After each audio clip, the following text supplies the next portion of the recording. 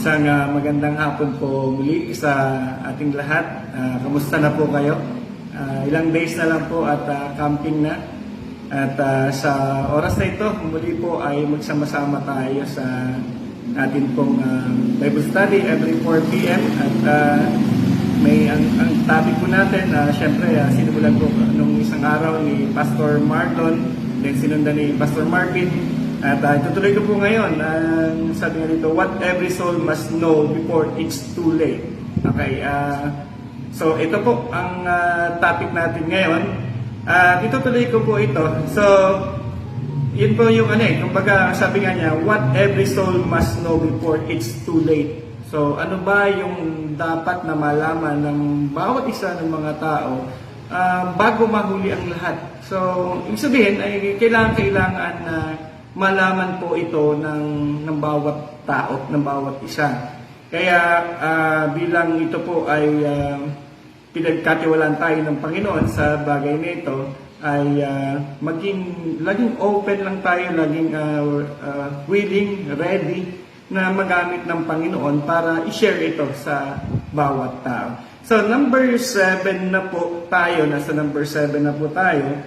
Na ituro na kahapon din ni Pastor Marvin yung hanggang number 6. So ang sisimulan ko na po is yung ating po number 7, which is ang nakalagay po dito, sabi niya, repentance is required. Okay, so napakaganda po na talaga binibigyan dito ng emphasis po na repentance is required, or sabi doon, a turning away from sin. Yun, pagtalikod sa kasalanan.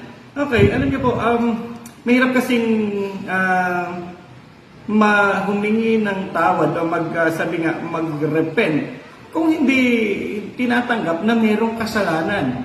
So, sabi ng iba, wala kang kasalanan. So, ang mahirap talaga na patawarin ay yung hindi naamin na mayroong kasalanan. Kaya nga po, kailangan malaman ng mga tao na ang lahat ay nagkasala at walang sino mang kalugod-lugod o nakaabot sa kalwalatian ng Diyos. Sabi ng Romans 3:23, di ba? So, ibig sabihin lang talaga, ang lahat ng tao po ay nagkasala. Kailangan ito'y malaman ng lahat ng tao na tayo po ay makasalanan at walang matuwid, wala kahit isa. So, kailangan maunawaan ito, maintindihan ng mga tao na ganoon. Kaya, doon magkakamap na makikita nila, mababatid nila na kailangan nga talaga magsisi. And sabi ng ng Lucas chapter 13 verse 3, sabi nga niya, ngunit sinasabi ko sa inyo, malibang magsisi kayo at talikuran ang inyong mga kasalanan, mapapahamak din kayong lahat. Ayan po, sinasabi dito sa Lucas 13 verse 3 na hindi pwede na hindi nagsisisi. Sabi niya, malibang magsisi kayo at talikuran ang inyong mga kasalanan. Kung hindi magsisisi, hindi lang nagtatapos sa pagsisisi. Sabi niya, kung hindi tatalikuran ang kasalanan, mapapahamak din. Okay, sa Amplified Version po, chinek ko rin ito. At sabi dito, I tell you, but unless you repent. Sabi ng Amplified, change your mind for the better and heartily amend your ways with abhorrence of your past sins. Tingnan ko po yung abhorrence, ito pala yung yung strong feeling of hating something or someone, sabi doon. Yung kumbaga, hindi lamang basta nagsisi, kundi yung kasalanang nagawa ay talagang totally inayawan. Sabi nga, andun pa na, kumbaga parang namuhi siya doon sa kasalanan na talagang ayaw na niyang balikan pa. So dapat doon po merong gano'n, merong abhorrence na ito yung talagang something na ayaw na niya talaga yung kasalanan. Hindi yung kumaga parang nagsisi tapos meron pang paghihinayang doon sa kasalanang nagawa na gusto pa parang something na gusto pang maulit. Yun po, yun nga, nung iligtas po nalalang po yung asawa ni Lot. Nung iligtas po sila, dito sa Genesis chapter 19, verse 17, may nangyari yung pagliligtas sa kanila kay Lot at sa kanyang pamilya, sa kanyang mga kasama doon. Ililigtas sila ng Panginoon. Ililigtas sila. So may bilin lang yung anghel. Sabi, pagkatapos, isa sa mga anghel, dito sa verse 17 ng Genesis chapter 19, iligtas ninyo ang inyong sarili, huwag kayong lilingon o hinto sa libis. Magtago kayo sa kaburulan para hindi kayo mamatay. So, andun po yung instruction. Verse 26, ngunit lumingon ang asawa ni Lot, kaya't ito'y naging isang haliging asin. Na po, sabi nga, may instruction na huwag kayong lilingon, huwag kayong lilingon. Pero, anong ginawa ng asawa ni Lot? Matapos silang iligtas, hindi nila naranasan yung apoy, asupre na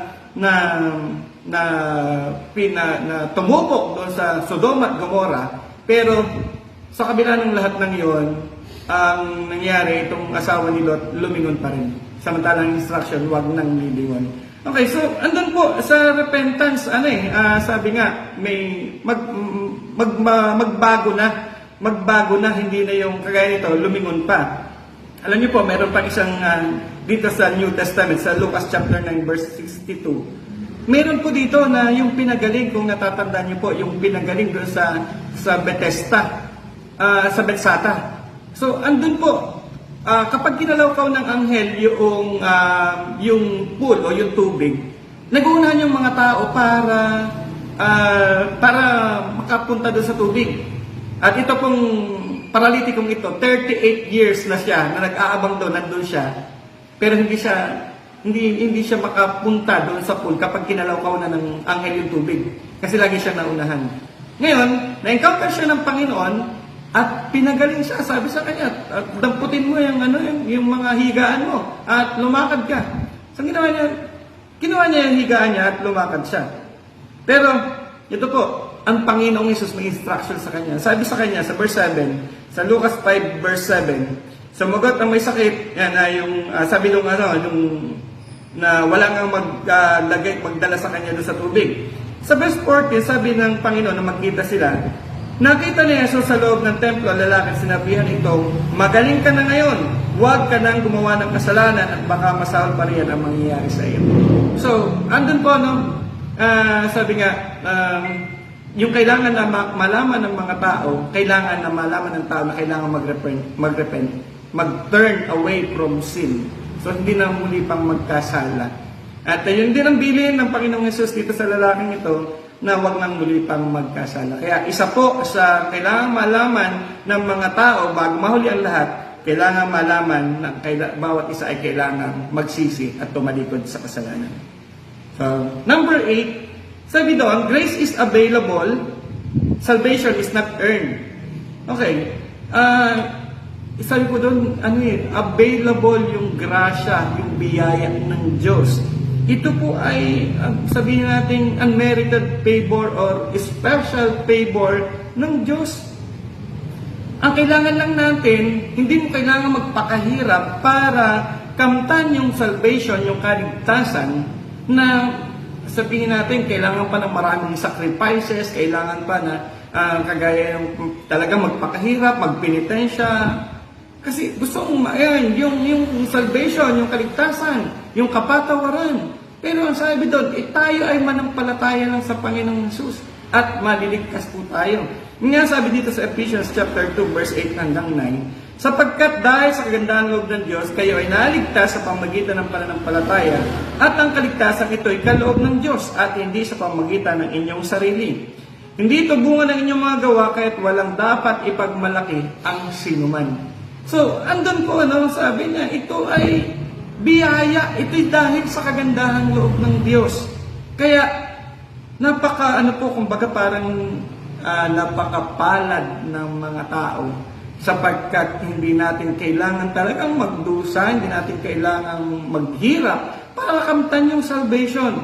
Hindi na kailangan na nga lang talaga natin gawin ay yung kung tayo po ay manalig manampalataya sa Panginoong Jesus. At itong bagay na ito ay nararapat na malaman ng mga tao na hindi nila hanapin yung kaligtasan, na gumawa sila ng paraan para maligtas, at ang gagawin ay kung saan-saang religion sasama, kung ano-anong grupo ang sasamahan para lamang kamtan ang kaligtasan.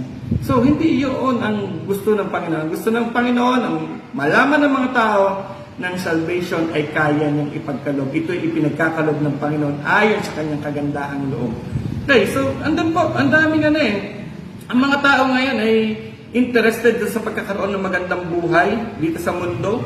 Ayan, kumbaga, andun po na kailangan talaga na ma-preach sa mga tao, maipangaral sa mga tao na kailangan ng bawat isa ang Jesus na tagapagligtas o si Jesus na tagapagligtas.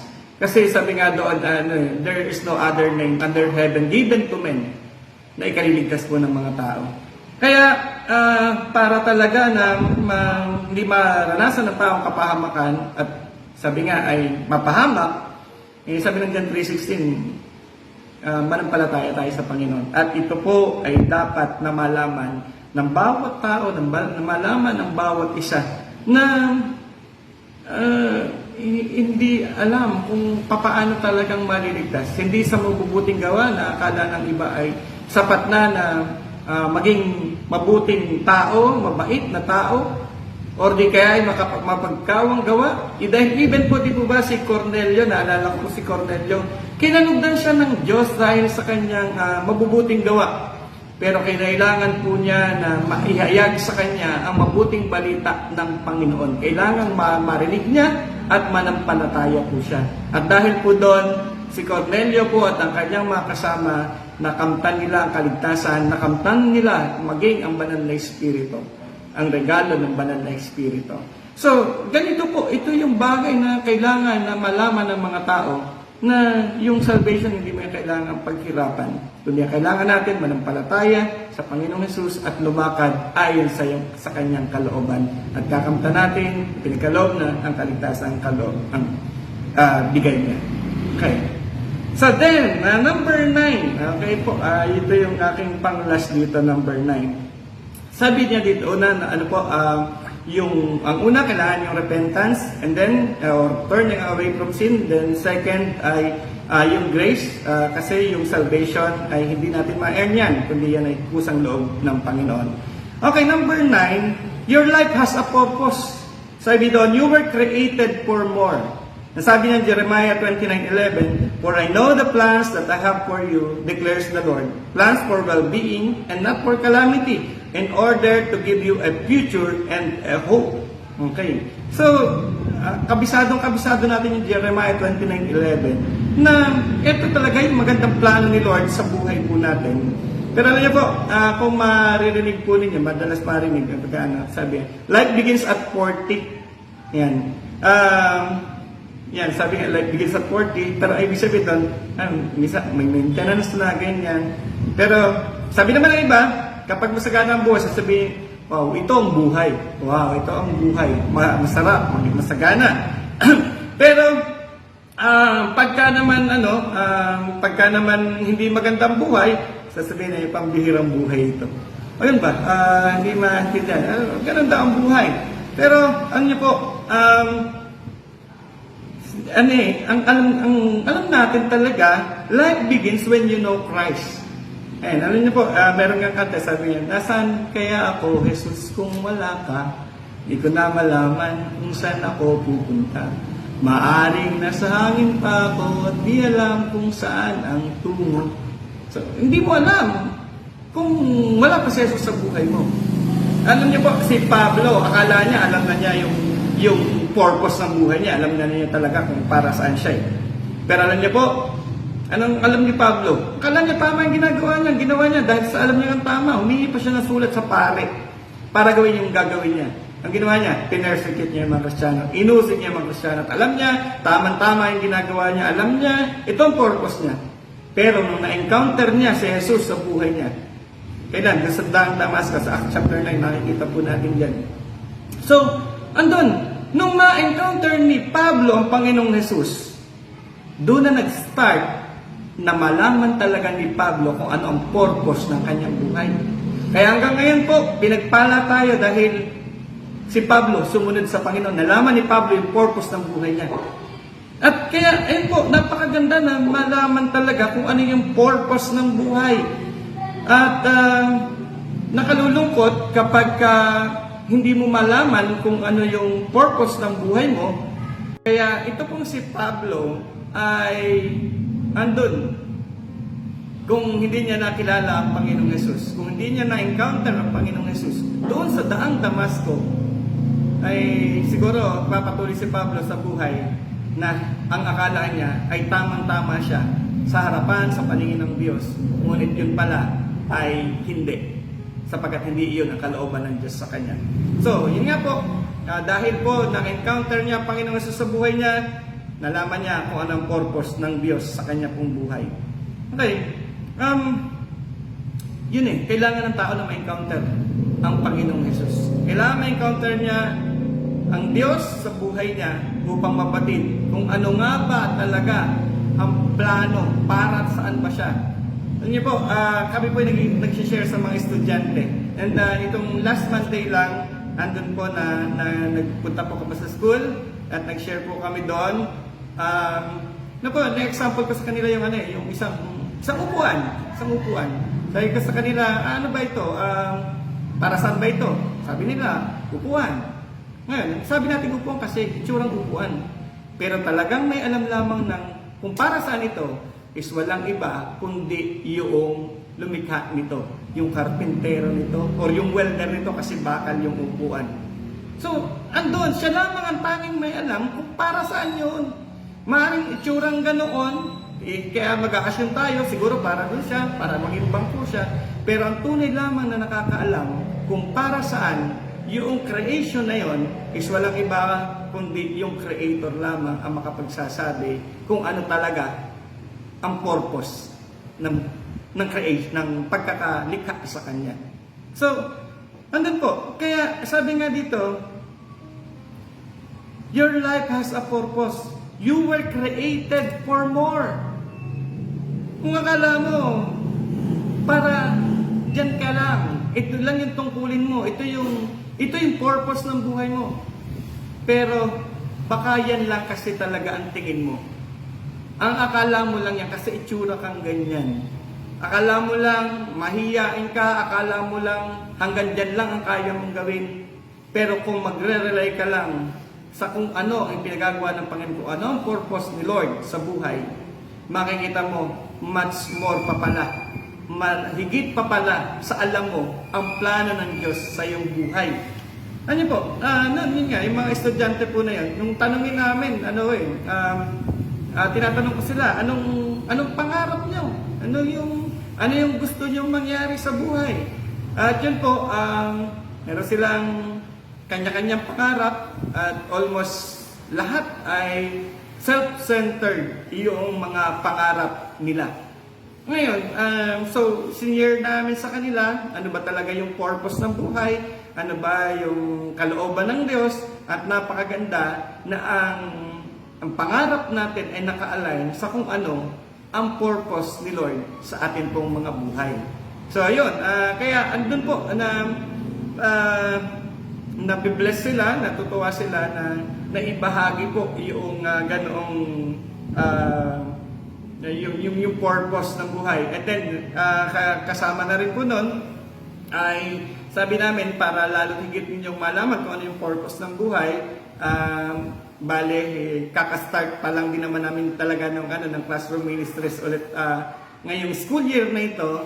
So nag-start na rin po kami na magbigay ng mga Bibles sa kanila para mapag-aralan, and at the same time kapag magka-classroom ministry po kami sa kanila, pag pupunta kami sa kanila ay meron po silang magagamit na Biblia, and then may uwi nila sa mga tahanan nila upang hindi lang sila makapagbasa, maging ang kanilang magulang, kapatid ay makapagbasa ng Biblia. So, yun po. Ulitin ko, number 1 o number 7 natin pong pinag-aralan ay sabi po dito, repentance. Repentance is required.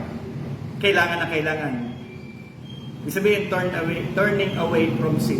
Hindi na babalikan pa yung kasalanan na para bang pinanghihinayangan pa. Kaya nga po yung asawa ni Lot, nangyari sa kanya dahil lumingon pa siya, naging haliging asin na. So, sabi din doon sa balikan ko lang yung lalaki pinagaling, sabi niya sa kanya, huwag ka nang muli pang magkakasala. Kasi baka hasigit pang masama yan ang mangyari sa'yo. So, yan po. And then, yung number 8, grace is available, salvation is not earned. Ayan, hindi mo ito na-earn, hindi mo ito makukuha. Ito ay kusang loob na bigay ng Panginoon. Kaya, ayan po, yun yung mga bagay na yan. And then, so last po dito, sabi nga ay, your life has a purpose. You were created for more. Kaya, mas malaki pa ang plano ng Diyos sa buhay mo. Mas maganda pa ang akala mo hanggang dyan lang, pero may malaki pang plano si Lord sa buhay mo. So, nais ko pong mag-close sa isa pong kwento. Ewan ko narinig nyo na po ito, pero ito po yung agila or yung eagle na nandun, na nakasama siya ng mga inakay, ng mga sisiw. Isang araw po, kung baga nandun yung merong pugat ng eagle. May mga itlog. Then, lumindol ng malakas. At yung isang itlog ng eagle, nahulog. Ngayon, nakita ng isang inahing manok. Ginawa niya, kinuha niya yung itlog, at inilagay niya doon sa pugad niya. At kasama itong nilimliman ng mga itlog niya. Ngayon, nung mapisa po yung mga itlog, ngayon, mga sisiw na. So, yung mga sisiw, magkakasama sila. Ngayon, itong baby eagle, na hindi naman niya alam na eagle siya, ay di nandun sila sa bukid. Ngayon, merong agila na lumilipad. At sabi niya doon sa mga kapwa niya sisiw, sabi niya, one day, gusto ko rin lumipad na kagaya nung nakikita ko, yung agila. Sabi ng mga sisiw, ng mga kapatid na, alam niya kapatid niya, ay nako, huwag ka nang mangarap. Mga sisiw tayo, mga manok tayo, hindi tayo makakalipad ng ganyang kataas, ganyang katayog. So hindi na, giniit nung baby eagle, tuloy lang ang buhay nila, magkakahig, then tutuka. Ganun ang ginagawa ng mga ibang sisiw, ng mga manok. So ganun din ang ginagawa niya. Hanggang sa dumating ang pagkakataon na ayun, hindi niya na ini-insist, hindi na siya nangangarap pa na lumipad ng mataas kasi ang alam niya, manok siya. At hanggang sa namatay po itong eagle na ito, hindi niya naranasan ang lumipad ng matayog sapagkat ang pagkakaalam niya, siya ay isang manok. So, ganun yung nangyari doon sa isang agila. So, kadalasan po, marami ang nagkakaganyan na hindi niya alam na agila siya, hindi niya alam na meron pa siyang mas higit pang magagawa sapagkat walang nagsabi sa kanya.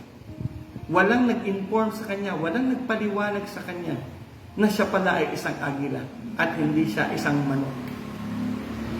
Ito po yung tungkulin na kailangan natin pong mai-share, maibahagi na sa Panginoon na tayo po ay mayroong mas malaki pang plano, may mas malaki pang purpose ang Lord sa buhay natin na hindi po tayo destined para mapahamak, kundi ang kalooban ng Diyos tayo po ay maligtas. Ang kalooban ng Diyos magamit niya tayo sa purpose niya sa buhay po natin na hindi alam ito ng maraming tao. So, ito po yung bagay na kailangan nating maibahagi, kailangan nating ma-share. Kaya nawa po ay sa oras na ito, natutunan po natin ang mga bagay na dapat po nating matutunan ngayon. Kaya tayo po ay magtapos sa isang panalangin. Ama namin Diyos, salamat po sa pagkakataong ito. Lord God, salamat po sa mga bagay na pag-aralan namin. Dalangin ko po, o God, ang bawat isa sa amin, O Diyos, ay patuloy pa, O Lord God, na maibahagi ang mga bagay na ito sa marami pang mga tao at mangyari, Panginoon, ang purpose mo sa bawat isa sa amin. Maraming salamat po, Ama. Ito po ang aming panalangin sa pangalan ng Panginoong Yesus. Amen. So, God bless po. God bless you at kita-kita po tayo sa camping.